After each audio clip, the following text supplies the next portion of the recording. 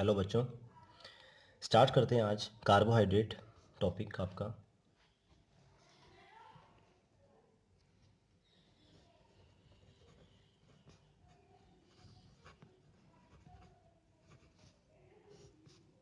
Carbohydrates,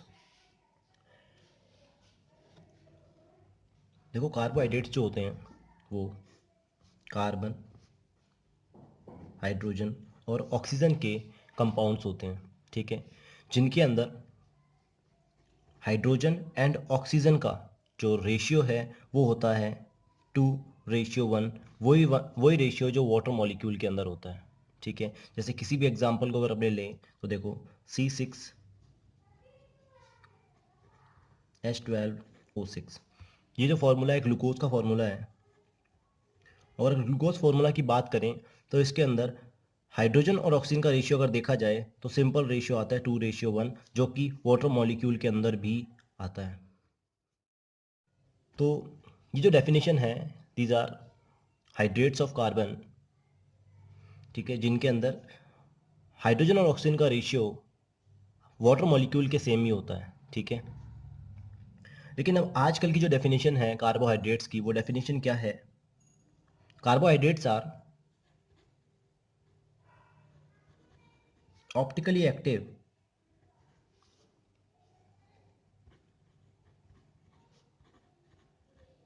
polyhydroxy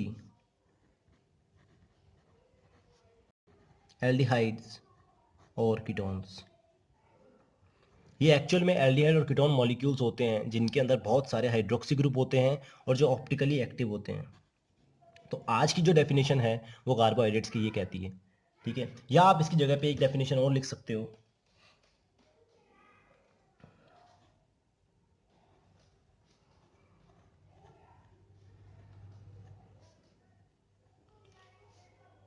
carbohydrates are aldehyde और ketones ketone derivatives of alcohol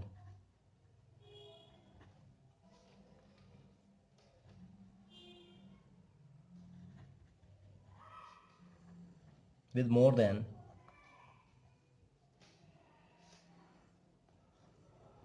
one OH group. देखो ये दोनों definitions क्या कहती हैं। ऑप्टिकली एक्टिव का मतलब यहाँ पे है क्रिएल कार्बन से।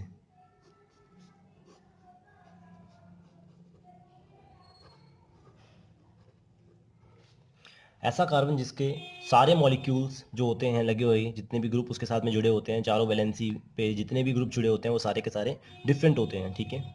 तो देखो एक सिंपल डायग्राम से इस डेफिनेशन को याद सिंपल एग्जांपल से इस डेफिनेशन को याद करेंगे। देखो एक बहुत कॉमन सा एग्जांपल, ठीक है, जो कि है ग्लूकोज का। और ग्लूकोज का फॉर्मूला सभी को पता है, इसीलिए मैंने इसको एग्जांपल लिया, C6H12O6, ठीक है। देखो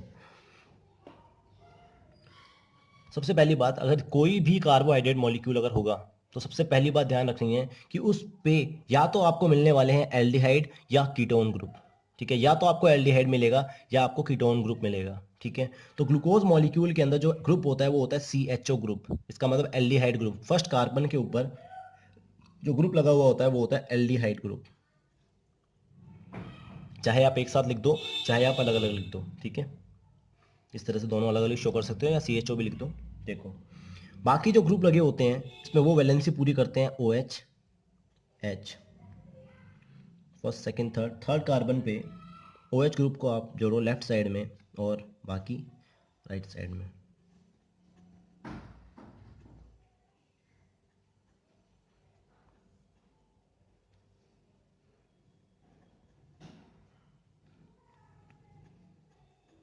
ये लीजिए, तो ये ग्लूकोज की स्ट्रक्चर बना दी अपनों ने, ठीक है। अब देखिए अगर मैं इस पर्टिकुलर कार्बन की बात करूं या इस कार्बन की बात करूं तो यहाँ पर OH है, इस साइड H ग्रुप है, ऊपर वाला ग्रुप ये हो गया और नीचे वाला ग्रुप अलग हो गया।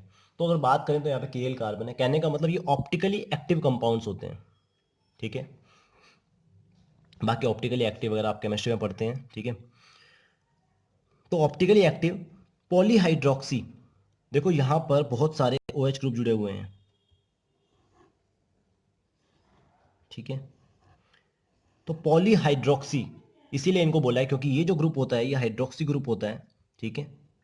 और इसमें बहुत सारे हाइड्रोक्सी ग्रुप जुड़े हुए हैं, इसीलिए इसको बोला गया है पॉलीहाइड्रोक्सी, ठीक है। तो कार्बोहाइड्रेट्स क्या हुए, देखिए जरा, ये एल्डिहाइड या कीटोन ग्रुप्स हैं। ये देखो ये रहा आपके सामने एल्डिहाइड ग्रुप है, ठीक है। या तो इसमें एल्डिहाइड होगा या कीटोन ग्रुप होगा। दीज आर पॉलीहाइड्रोक्सी, तो ये पॉलीहाइड्रोक्सी होते हैं, इसमें बहुत सारे OH ग्रुप जुड़े हुए हैं, ठीक है, इसलिए पॉलीहाइड्रोक्सी बोला गया। और ऑप्टिकली एक्टिव ही होते हैं क्योंकि यहाँ पर इसमें क्रियल कार्बन प्रेजेंट होते हैं, ठीक है।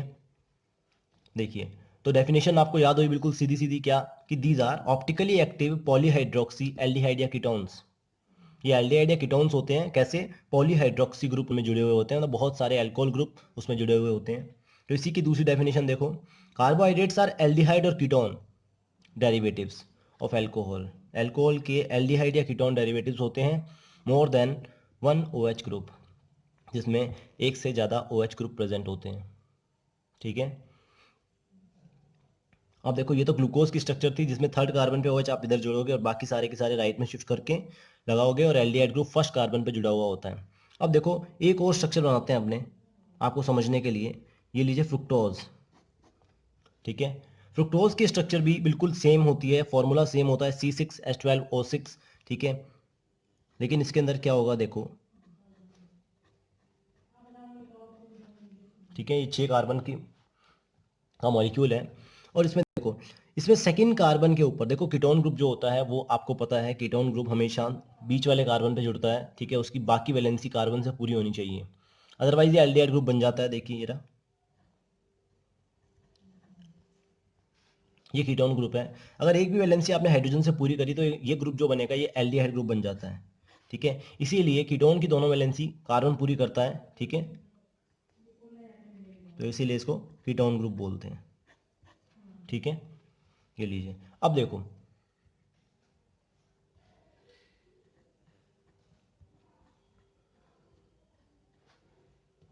सेम यहाँ पर जोड़ दो CH2OH, तो मैं सीधा लिख देता हूँ इधर CH2OH, बाकी आप वैलेंसी पूरी कर दो किससे,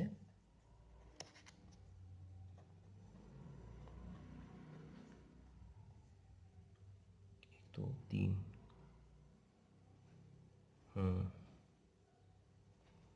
थर्ड कार्बन पे आपको OH लेफ्ट में लगाना है, ये लीजिए, ठीक है। वो मैंने CH2OH एक साथ लिख दिया है यहाँ पे, वरना अदरवाइज अब 2H और एक OH भी शो कर सकते थे अलग अलग इनको, जैसे यहाँ पे किया है, ठीक है। अब देखो यहाँ पर जो ग्रुप जुड़ा हुआ है वो है कीटोन ग्रुप, और यहाँ पर जो ग्रुप जुड़ा हुआ है वो है एल्डिहाइड ग्रुप, ठीक है। तो यहाँ पर जुड़ा है एल्डिहाइड और यहाँ जुड़ा हुआ है आपका कीटोन CO ग्रुप, ठीक है। अब देखो, तो जिन भी कार्बोहाइड्रेट्स में एल्डिहाइड ग्रुप होते हैं, मतलब जिन भी कार्बोहाइड्रेट्स में, मतलब aldehyde carbohydrates with aldehyde group, जिनमें भी एल्डिहाइड ग्रुप होता है जिन भी कार्बोहाइड्रेट्स में, उनको एल्डोजिस कहते हैं, ठीक है। दीज आर एल्डोजिस, ठीक है। तो carbohydrate with aldehyde group are aldoses, और जिनके अंदर भी कीटोन ग्रुप होता है उनको बोलते हैं क्या, कीटोसिस, ठीक है। तो ये आपके सामने कार्बोहाइड्रेट्स क्या होते हैं उनको मैंने आपको बता दिया है, ठीक है। और इसकी डेफिनेशन यहाँ पे आपको देखो, दीज आर पॉलीहाइड्रोक्सी एल्डिहाइड या कीटोन्स भी आप याद रख सकते हो, या फिर दीज आर एल्डिहाइड और ketone derivatives of alcohol with more than one OH group, ठीक है। चलिए, तो ये सिंपल डेफिनेशन है। अब कार्बोहाइड्रेट की बात करते हैं, तो कार्बोहाइड्रेट के अंदर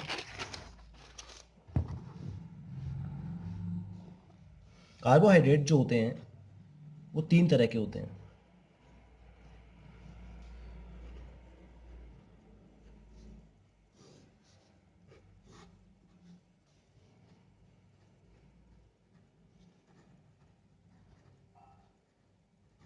मोनोसेकेराइड,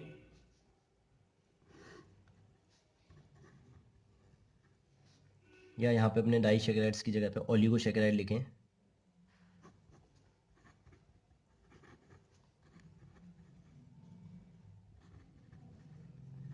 और तीसरा होता है पॉलीसैकेराइड।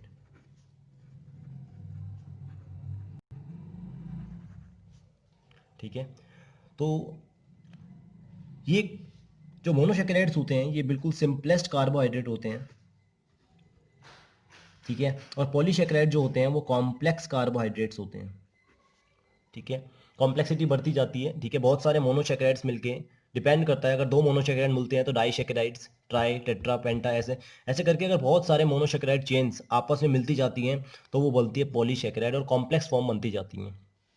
ठीक है, तो स्टार्ट करते हैं बेटा मोनोसैकेराइड से।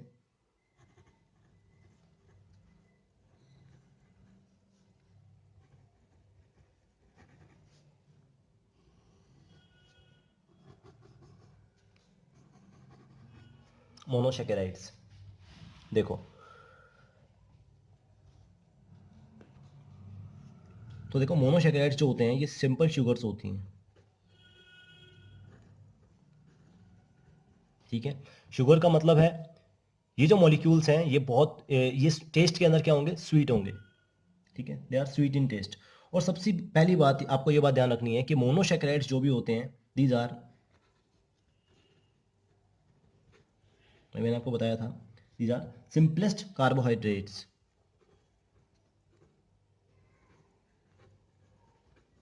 ये सिंपलेस्ट कार्बोहाइड्रेट्स होते हैं। ठीक है, जिनको फर्दर आप हाइड्रोलाइसिस नहीं किया जा सकता।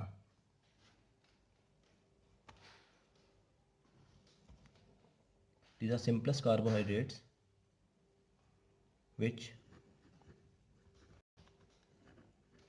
इनका विच डू नॉट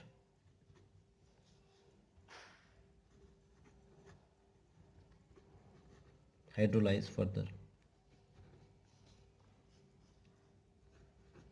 इनका जल अपघटन जो है वो आगे, इनका जल अपघटन नहीं होता है, कहने का मतलब कार्बोहाइड्रेट्स को आगे फर्दर ब्रेक नहीं किया जा सकता है। ठीक है, इनका जल अपघटन नहीं होता। हाइड्रोलाइज का मतलब होता है जल अपघटन।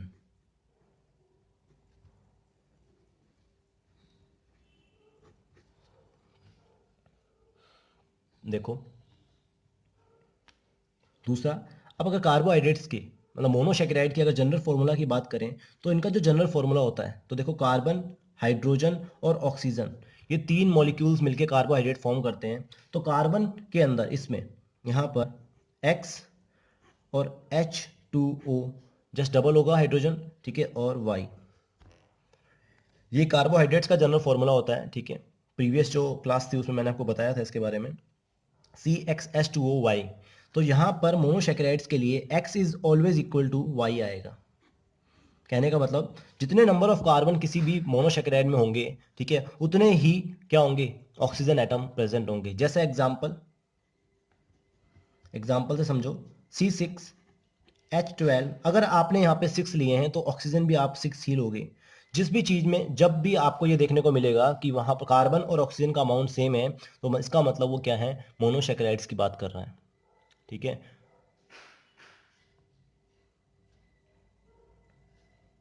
ठीक है, तो ये देखिए यहाँ पर x is equal to always y आएगा। चलिए,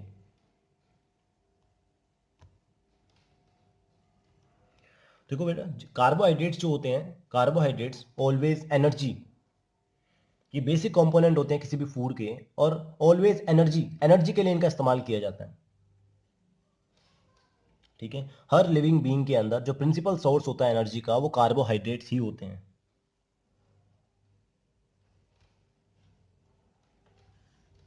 ठीक है, जनरली अगर आपको एक चीज बताई जाए तो देखो, 1 ग्राम मोल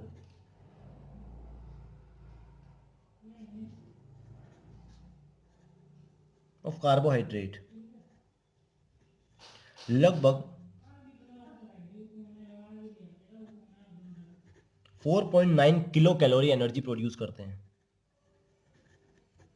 1 gram mole carbohydrate 4.9 kilo calorie energy obtain करते हैं।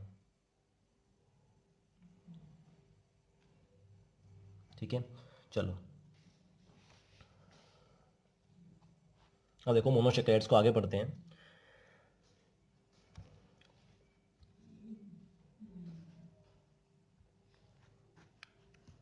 मोनोसेकेराइड सिंपलेस्ट क्या है, सिंपलेस्ट फॉर्म है, सिंपलेस्ट कार्बोहाइड्रेट है, दे आर सिंपल शुगर्स। और बेटा देखो जितनी भी शुगर्स होती हैं वो वाटर के अंदर क्या होती है, सॉल्यूबल होती है। तो आपको ये बात और ध्यान रखनी है कि monosaccharides are soluble in water. ठीक है, नॉर्मल जो शुगर्स होती हैं वो पानी के अंदर घुल जाती हैं, तो वैसे ही सॉल्यूबल इन वाटर। जितने भी मोनोसेकेराइड्स हैं वो वाटर सॉल्यूबल होते हैं। और मोनोसेकेराइड्स के अंदर नंबर ऑफ कार्बन की अगर बात करें, ध्यान रखेंगे number of carbon in molecules के अंदर always 3 to 7 molecule 3 to 7 carbon atoms में प्रेजेंट होते हैं। ठीक है, नंबर ऑफ कार्बन एटम्स की बात करें तो एक मॉलिक्यूल के अंदर या तो 3 कार्बन होंगे या मैक्सिमम इसमें जो हो सकते हैं वो 7 कार्बन हो सकते हैं। ठीक है, इससे ऊपर कार्बन इसमें अपने को जनरली नहीं मिलेंगे। कहने का मतलब जनरली आपने देखा है तो कार्बन 6, ठीक है, कार्बन 5, आपने डीऑक्सीराइबोज शुगर पड़ी होगी डीएनए, उसके अंदर आपने सुना होगा तो 5 कार्बन की होती है। ठीक है, तो मैक्सिमम नंबर ऑफ कार्बन किसी भी अगर मॉलिक्यूल किसी भी मोनोसेकेराइड मॉलिक्यूल की बात करें तो maximum number of carbon atoms are 3 to 7। ठीक है,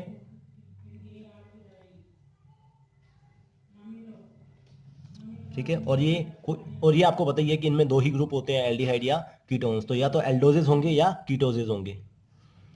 चलो अब प्रॉपर्टी की बात करते हैं, बहुत इंपॉर्टेंट प्रॉपर्टी की बात करते हैं मोनोसेकेराइड्स की। ठीक है, देखो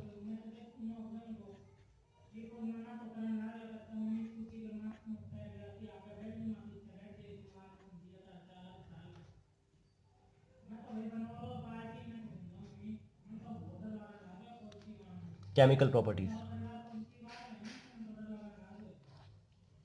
देखो किसी भी मोनोसेकेराइड की बात करें तो अभी अपनों ने स्ट्रक्चर बनाई थी और अपनों ने देखा था कि कार्बन एल्डिहाइड और कीटोन्स ग्रुप फ्री थे।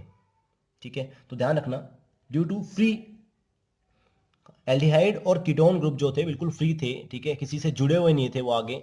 ठीक है, तो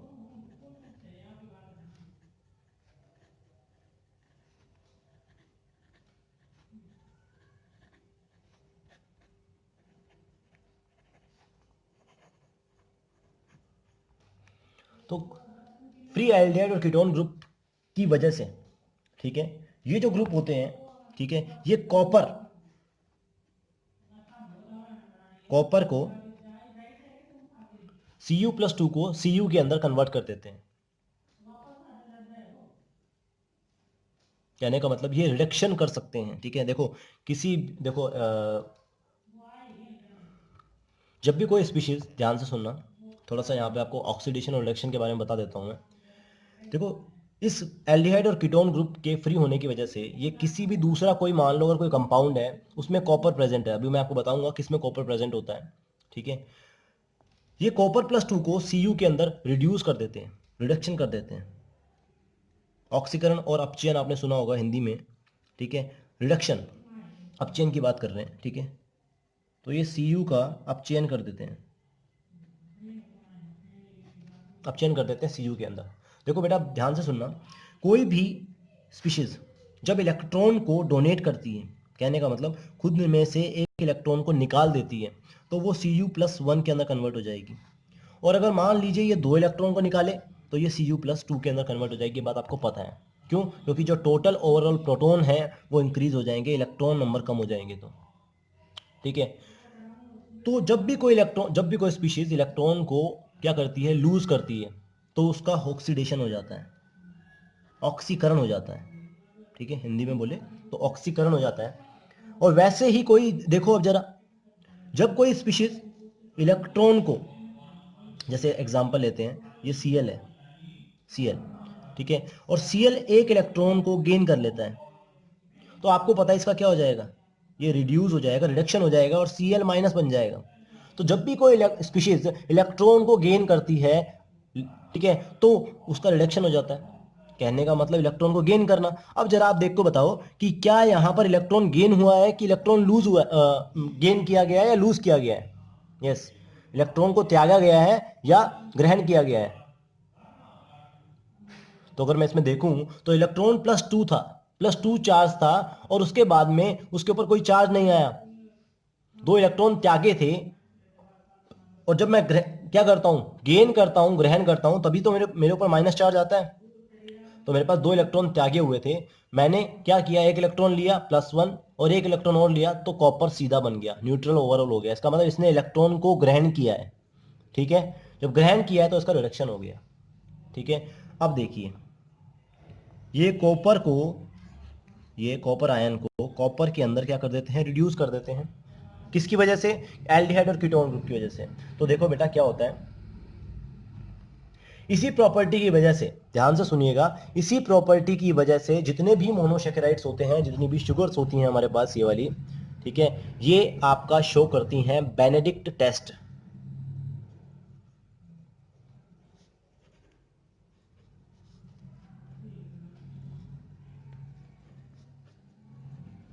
बेनेडिक्ट टेस्ट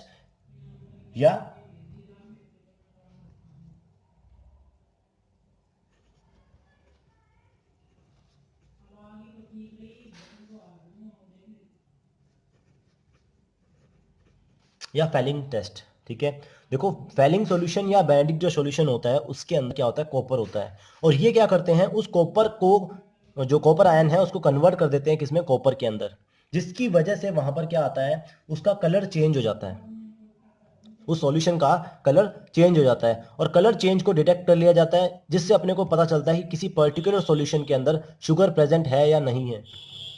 ठीक है, जैसे एग्जांपल, आपके जो यूरिन के अंदर, जो आप लेबोरेटरीज के अंदर जाते हो और यूरिन के अंदर शुगर का अपने टेस्ट करवाते हैं, ठीक है, तो उस यूरिन के अंदर क्या किया जाता है, यूरिन के अंदर अगर शुगर प्रेजेंट होगी तो वहां पे बेनेडिक्ट टेस्ट डाला जाता है, बेनेडिक्ट सॉल्यूशन डाला जाता है या फेलिंग सॉल्यूशन डालते हैं, जिसकी वजह से उसका कलर अगर मान लो चेंज हो जाता है, ठीक है, तो क्या हो जाएगा, इसका मतलब ये है कि उस शुगर, उस जो यूरिन है, यूरिन का जो सैंपल है, उस सैंपल के अंदर क्या है, आपकी शुगर प्रेजेंट है। ठीक है, तो शुगर को डिटेक्ट करने के लिए बेनेडिक्ट टेस्ट और फेलिंग टेस्ट किए जाते हैं,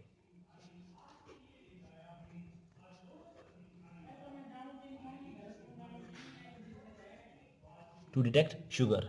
ठीक है, like example, glucose in urine.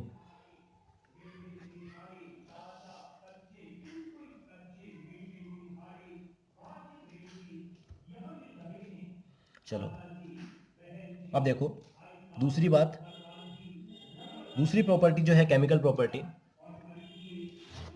ये आपकी पहली प्रॉपर्टी थी। दूसरी जो प्रॉपर्टी है वो प्रॉपर्टी क्या कहती है,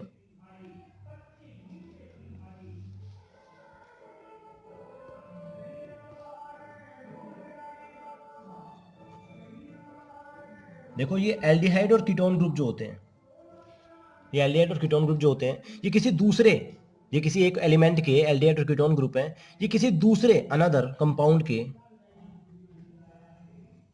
अनदर अनदर कंपाउंड के जो एल्कोहलिक ग्रुप होते हैं। ठीक है, एल्कोहलिक ग्रुप जो होते हैं उनके साथ में बॉन्ड फॉर्मेशन कर लेते हैं। ठीक है, उनके साथ में बॉन्ड फॉर्म कर लेते हैं, जिसकी वजह से ये क्या है, दूसरे ऑर्गेनिक कंपाउंड्स भी फॉर्म कर लेते हैं, जिसकी वजह से दो कंपाउंड आपस में जुड़ जाते हैं। जैसे एग्जांपल ग्लूकोज है, ठीक है, ये ग्लूकोज है प्लस ग्लूकोज, ये मिलके क्या बना देंगे, ये ग्लूकोज और ग्लूकोज आपस में मिलके क्या बना देंगे, माल्टोज बना देते हैं। ठीक है, और ऐसे जो बॉन्ड्स होते हैं, ठीक है, ऐसे जो बॉन्ड्स होते हैं एल्डिहाइड और कीटोन के बीच में मिलने वाले जो बॉन्ड्स हैं, ऐसे बॉन्ड्स को बोला जाता है बेटा ग्लाइकोसिडिक बॉन्ड।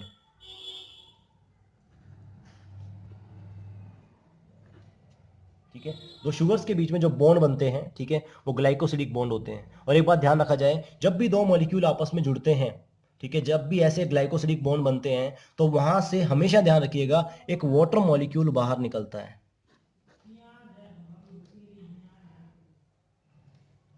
ठीक है, ऑलवेज ध्यान रखिएगा वहां से वाटर मॉलिक्यूल बाहर निकलता है।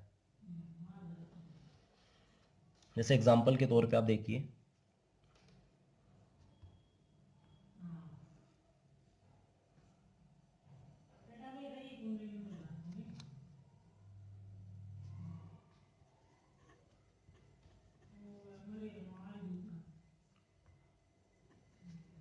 ये OH ग्रुप है किसी और दूसरे कंपाउंड का, ठीक है।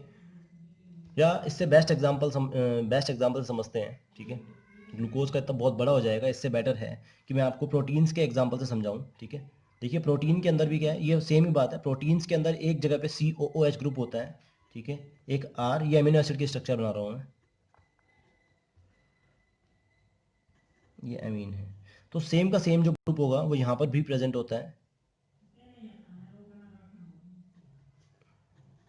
ये लीजिए, ये मैंने 2 एमीन ग्रुप जोड़ दिए क्योंकि छोटा स्ट्रक्चर है इसलिए मैंने ये बना दिया, ठीक है। अब देखो यहाँ से NH2 ग्रुप है, इसका मतलब एक NH ये मान लो और एक NH ये मान लो, ठीक है। 2 NH ग्रुप हो गए। यहाँ से जब इनके बीच में बॉन्ड बनेगा तो ध्यान दीजिए, यहाँ से एक जगह से OH ग्रुप और एक जगह से यहाँ पर H ग्रुप ये रिमूव हो जाते हैं, ठीक है। अब देखो जब इनके बीच में से एक वाटर मॉलिक्यूल बाहर निकला तो इनके बीच में क्या बन जाएगा, एक बॉन्ड फॉर्म हो जाएगा, जिसकी वजह से आपके 2 पेप्टाइड बन जाएंगे, 2 अमीनो एसिड आपस में जुड़ जाएंगे। वैसा ही सेम यहाँ पे हो रहा है, जब भी ग्लूकोज और ग्लूकोज मॉलिक्यूल आपस में जुड़ेंगे तो वहां पर क्या होगा, डिहाइड्रेशन, वाटर मॉलिक्यूल बाहर निकलता है और इस वाटर मॉलिक्यूल को बाहर निकलने को बोलते हैं डिहाइड्रेशन सिंथेसिस, ठीक है।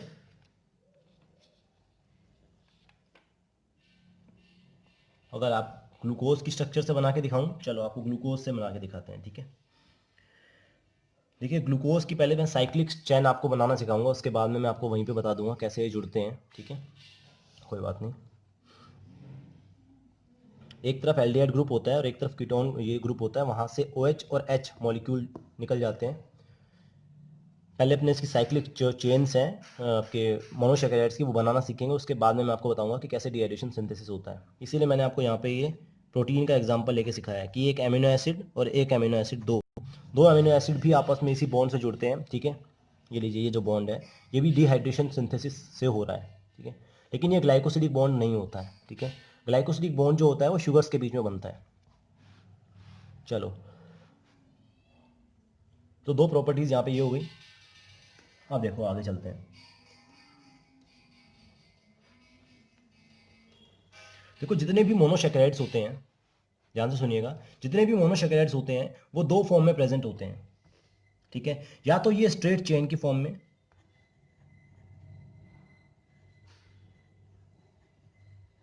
टू स्ट्रक्चर्स की फॉर्म में ऑलवेज प्रेजेंट होंगे, ठीक है। या तो ये होंगे क्या, स्ट्रेट चेन, सीधी श्रृंखला की फॉर्म में, स्ट्रेट चेन, और या फिर साइक्लिक फॉर्म के अंदर प्रेजेंट होते हैं, ठीक है।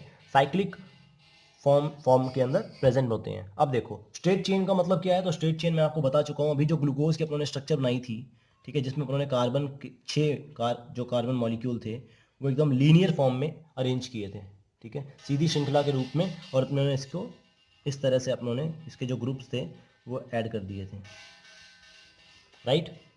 तो ये तो है स्ट्रेट चेन। अब साइक्लिक चेन क्या होती है, ठीक है, अब ध्यान से सुनिएगा।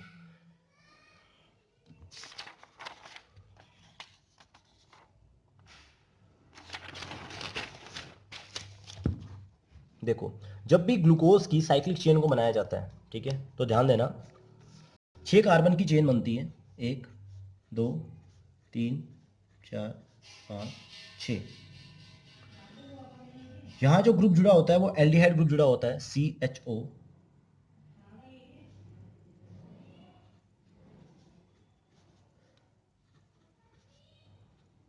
ध्यान से सुनिएगा, OH OH OH,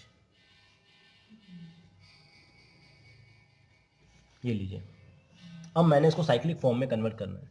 2 फॉर्म के अंदर कोई भी मोनोसैकेराइड जो मिलते हैं जनरली वो 2 फॉर्म में मिलते हैं, स्ट्रेट कार्बन चेन होती है और एक में आपके साइक्लिक फॉर्मेट में मिलते हैं। अब देखो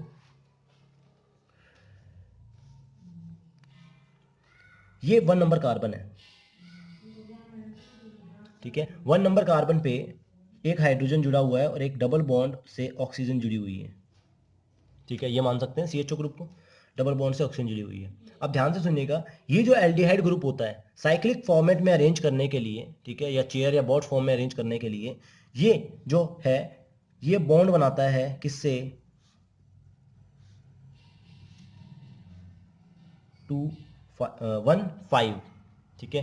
पहले और फिफ्थ कार्बन से बॉन्ड बनाता है, पहला कार्बन और फिफ्थ कार्बन आपस में बॉन्ड बनाते हैं, ठीक है। अब देखो कैसे बॉन्ड बनाते हैं। तो ये जो ऑक्सीजन है ये अपनी एक वैलेंसी, दो वैलेंसियां हैं, एक वैलेंसी को बॉन्ड को ब्रेक करता है और एक बॉन्ड बना लेता है किसके साथ में, इसके साथ में, और OH यहाँ से रिमूव हो जाता है, हटेगा और जुड़ जाएगा कहाँ पे, यहाँ। अब देखिए इस कार्बन की जगह की बात करते हैं, तो ये कार्बन डबल बॉन्ड O, एक साइड वैलेंसी इसकी पूरी है चेन से, ठीक है, एक साइड वैलेंसी पूरी है हाइड्रोजन से, तो ये 4 बॉन्ड पूरे हो गए, 1 2 3 4। जब ये एक ऑक्सीजन बॉन्ड ब्रेक करेगा तो ऑक्सीजन आपको पता है अपनी वैलेंसी पूरी करने के लिए बॉन्ड बनाएगा। तो ये बॉन्ड बनाता है किससे, अब ध्यान से सुनिएगा, किससे बॉन्ड बनाएगा, तो ये बनाएगा फिफ्थ कार्बन से, ठीक है। तो ये 1 नंबर कार्बन है, ये बॉन्ड बनाएगा किससे, फिफ्थ नंबर कार्बन से। बिल्कुल क्लियर है ना। इस कार्बन की वैलेंसी भी पूरी है, एक तरफ ऊपर से एक तरफ नीचे, एक H से और एक OH से, तो देखिए इसकी भी वैलेंसी पूरी है। लेकिन जैसे ही इसने इसके साथ में बॉन्ड बनाया तो OH ग्रुप इसका फ्री हो जाएगा, क्यों, क्योंकि इसकी 4 वैलेंसी ऑलरेडी पूरी थी। देखो जब तक इसने बॉन्ड नहीं बनाए हुए थे तभी इसकी वैलेंसी पूरी थी, देखो एक H, एक OH, एक ऊपर से और एक नीचे से, 4 वैलेंसीज पूरी हैं, ठीक है। यहां से जैसे ही ये बॉन्ड ऑक्सीजन इस कार्बन के साथ में बनाता है, ठीक है, तो ऑक्सीजन की वैलेंसी पूरी हो गई, दोनों देखो ऑक्सीजन 2 ही बॉन्ड बना सकता है, दोनों इसने पूरे बना लिए। पहले इसके साथ बनाए हुए थे, एक बॉन्ड तोड़ के ये इसके साथ में बॉन्ड बना लेता है, कितने नंबर कार्बन से, 5 नंबर से। अब देखो, तो जैसे ही इसके साथ में जुड़ा तो इसकी एक वैलेंसी आपको पता है इसने ले ली, इस ऑक्सीजन ने ले ली, तो OH यहाँ से रिमूव हो जाएगा। अब वो OH रिमूव हुआ तो देखो जरा कार्बन की कितनी वैलेंसी पूरी है इस वाले कार्बन की, पहले नंबर वाले की, 1 2 3, इसका मतलब एक वैलेंसी भी फ्री हो, क्यों, क्योंकि पहले डबल बॉन्ड था, अब डबल बॉन्ड नहीं रहा तो क्या हो जाएगा, एक वैलेंसी फ्री हो गई। तो यहाँ से वो OH जो है वो जुड़ रिमूव होके कहाँ आ जाएगा, 1 नंबर कार्बन पे आ जाएगा। अब देखिए जरा 1 नंबर कार्बन के ऊपर एक तो चेन के साथ जुड़ा हुआ है और एक तरफ क्या होगा, H मॉलिक्यूल और एक तरफ OH मॉलिक्यूल। समझ आ गया, ठीक है। तो इस तरह से जब ये बॉन्ड शो करेंगे तो इस तरह से यहाँ पे आप क्या कर सकते हो, सिंगल बॉन्ड ऐसे दिखा के और यहाँ ऑक्सीजन दिखा सकते हो,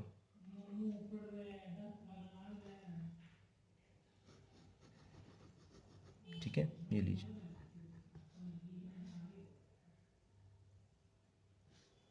और ये OH ग्रुप यहाँ से हटके रिमूव होके कहाँ चला जाएगा, यहाँ पर चल जाएगा, ठीक है, ओके। और ये बॉन्ड यहाँ पे हमारा सीधा फॉर्म हो जाएगा। अब इसकी साइक्लिक स्ट्रक्चर बनाते हैं। तो इसी को जब मैं साइक्लिक स्ट्रक्चर में फॉर्म करूंगा तो ध्यान रखो, एक कार्बन और पांचवा कार्बन दोनों किससे जुड़े हुए हैं, ऑक्सीजन से। पहला कार्बन और दूसरा कार्बन, तो देखो बेटा, पहला कार्बन ये ऑक्सीजन बनाया मैंने, ऑक्सीजन के साथ में पहला कार्बन जुड़ा हुआ है, ये लीजिए, ये रहा पहला कार्बन, और उस दूसरा ऑक्सीजन के साथ में जुड़ा हुआ है फिफ्थ कार्बन, ये लीजिए फिफ्थ कार्बन,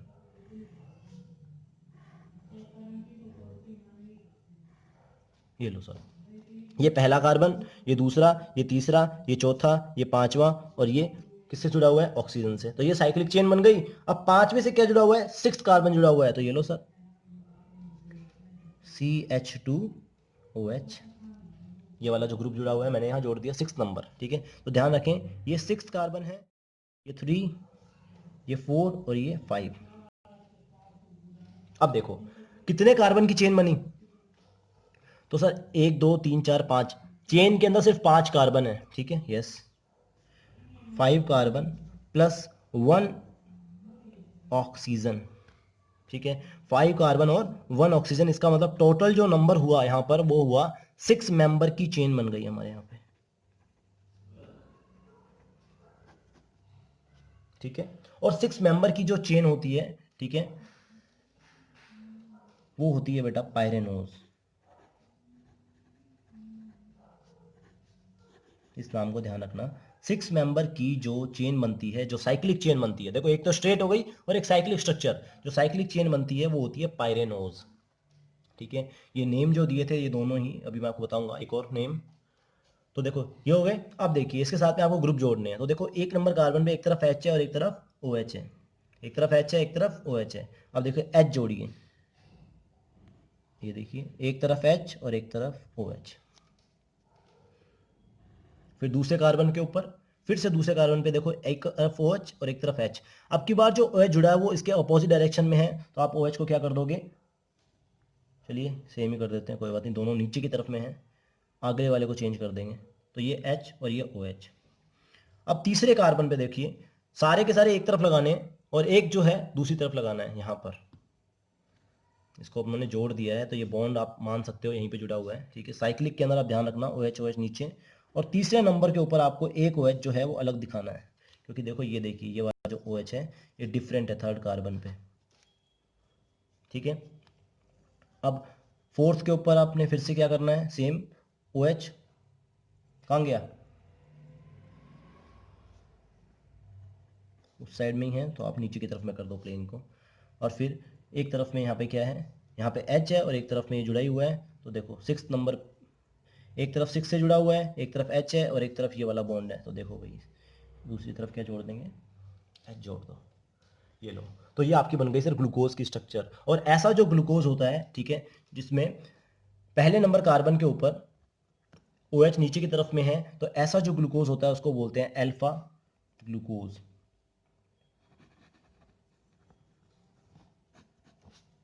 ठीक है। अब एक और बात ध्यान रखना यहीं से, ग्लूकोज की साइक्लिक स्ट्रक्चर के अंदर, साइक्लिक स्ट्रक्चर ये रही ग्लूकोज की, this is cyclic structure, right.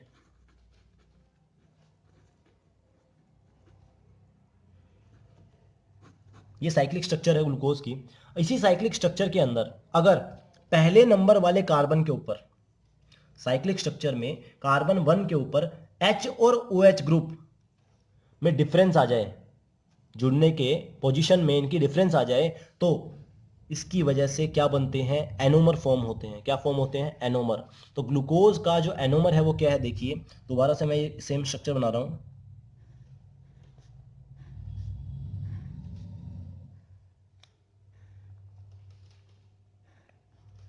अब देखो, पहले जो ग्रुप जुड़ा हुआ था H ऊपर की तरफ में था, लेकिन अगर इसी पहले, सिर्फ पहले वाले, बाकी सब सेम बनाता हूं मैं, H OH OH H H OH और CH2OH और H। मैंने बिल्कुल सेम बनाया है सब कुछ, ठीक है। लेकिन फर्स्ट कार्बन के ऊपर मैं सिर्फ और सिर्फ फर्स्ट कार्बन के ऊपर दोनों ग्रुप को चेंज कर देता हूं। यहां पर H था ऊपर, यहां पर OH था नीचे। अब मैं OH को कर देता हूं ऊपर वाली साइड में और H को कर देता हूं नीचे वाली, सिर्फ और सिर्फ साइक्लिक स्ट्रक्चर के अंदर, ठीक है। जब साइक्लिक स्ट्रक्चर में फर्स्ट कार्बन के ऊपर चेंज आ जाता है, ठीक है, फर्स्ट कार्बन पे जो ग्रुप जुड़े हैं उनमें चेंज आ जाता है, तो उनसे ग्लूकोज के क्या बनते हैं, तो यहां पर ग्लूकोज के बनते हैं एनोमर्स। क्या बनते हैं, एनोमर, कार्बन 1 में चेंज की वजह से, ठीक है, इन साइक्लिक स्ट्रक्चर। ये और ध्यान रखिएगा, इन साइक्लिक स्ट्रक्चर। तो ऐसे ग्लूकोज को बोल दिया जाता है बीटा ग्लूकोज,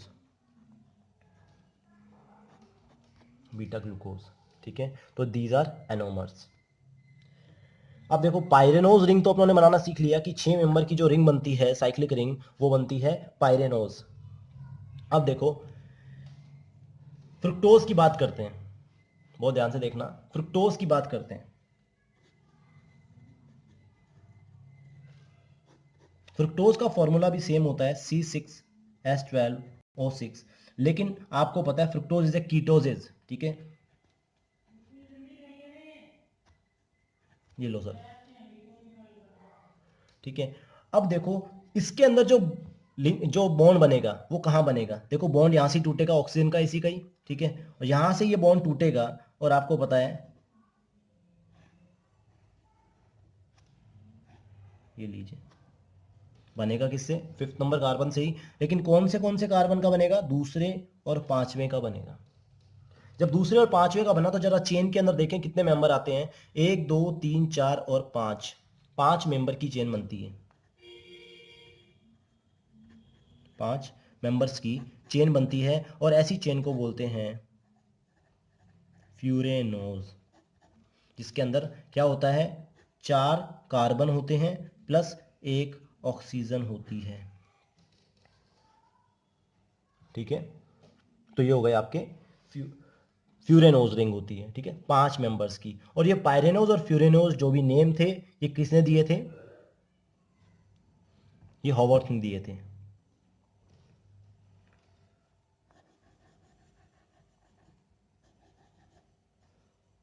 ठीक है, फ्यूरेनोज। अब जरा इसकी स्ट्रक्चर बना के देखते हैं।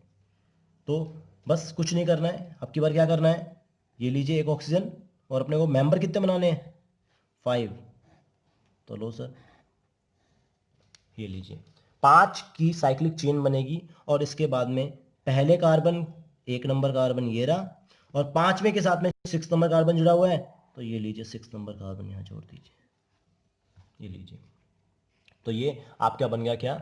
फ्यूरेनोज रिंग बन गई है। ओके, तो पायरेनोज और फ्यूरेनोज ये दो तरह की cyclic structures, cyclic rings present होती हैं। ठीक है, 6 मेंबर्स की जो साइक्लिक रिंग होती है उसको पायरेनोज, और 5 मेंबर्स की जो साइक्लिक रिंग होती है उसे फ्यूरेनोज कहते हैं। ठीक है, तो ये हमारे फ्रुक्टोज की स्ट्रक्चर हो गई है। ठीक है, बाकी जो एच ओ एच अगर अपने जोड़ेंगे वो यहाँ पे आ जाएगा। 6 नंबर कार्बन यहाँ आ गया, और 1 नंबर कार्बन यहाँ आ गया। ठीक है, ये लीजिए।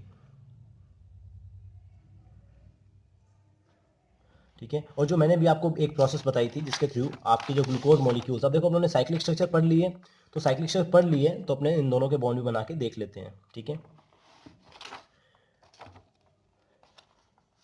ये जो प्रोसेस है, देखिए जरा, ये जो प्रोसेस है जिसमें मैंने आपको अभी बताया डिहाइड्रेशन सिंथेसिस होता है। ठीक है, और ग्लाइकोसिडिक बॉन्ड बनते हैं। ठीक है, मैंने अभी आपको बताया था।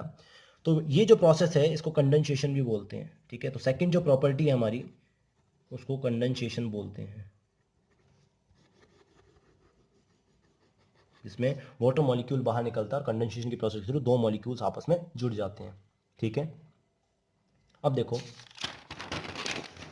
अब एक और बात कर लेते हैं, उसके बाद में अपने डाइसैकेराइड्स में आपको ये बॉन्ड बनाना सिखा दूंगा मैं। अभी देखें, अभी हमने देखा कार्बन नंबर 1 के ऊपर जब चेंज आते हैं ग्रुप्स के अंदर, ठीक है, डिफरेंसेस आते हैं, उससे बनते हैं आपके एनोमर्स। लेकिन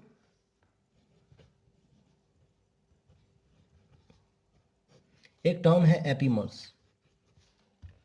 ठीक है, आइसोमर्स क्या होते हैं मैंने आपको बहुत अच्छे से बताया था।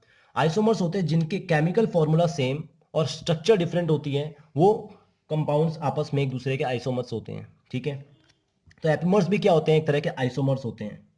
ठीक है, लेकिन ध्यान रखिएगा, एनोमर में कार्बन नंबर 1 के ऊपर चेंज आया था, लेकिन यहां पर कार्बन नंबर 2, 3 या 4 इनके अंदर H और OH ग्रुप के अंदर डिफरेंस आने की वजह से।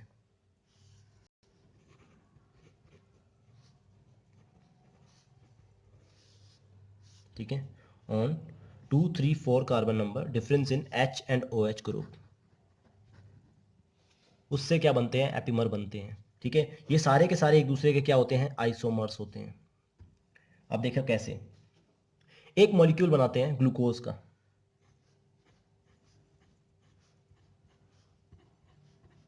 6 कार्बन का मॉलिक्यूल है, और मैं इसके नीचे लिख देता हूं ग्लूकोज।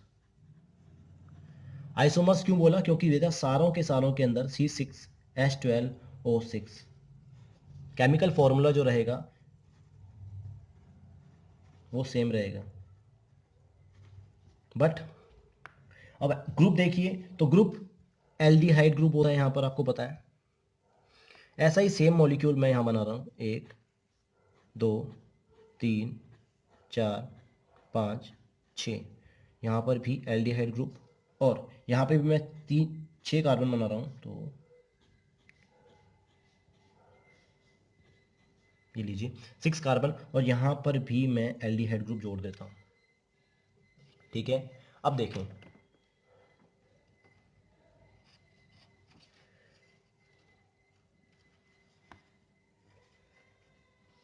फर्स्ट कार्बन की बात करें तो यहाँ पर ग्लूकोज के मॉलिक्यूल में बाकी सब जो ग्रुप हैं वो आपको पता है OH, OH कहाँ आते हैं? राइट में आते हैं, एक्सेप्ट थर्ड कार्बन के ऊपर।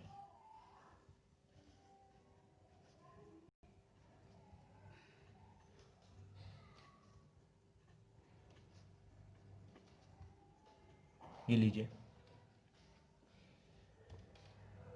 अब सिर्फ इतना ही डिफरेंस करना है कि जहां पर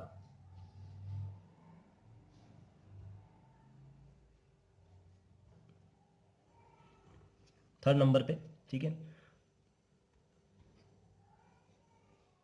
3, थर्ड नंबर पे ओ एच, एच, और थर्ड नंबर पे यहाँ पर भी ओ एच लेफ्ट में और एच राइट में लिखोगे आप, ठीक है। लेकिन डिफरेंस क्या है देखना आप, कार्बन नंबर 2, 3 या 4 पे, ठीक है।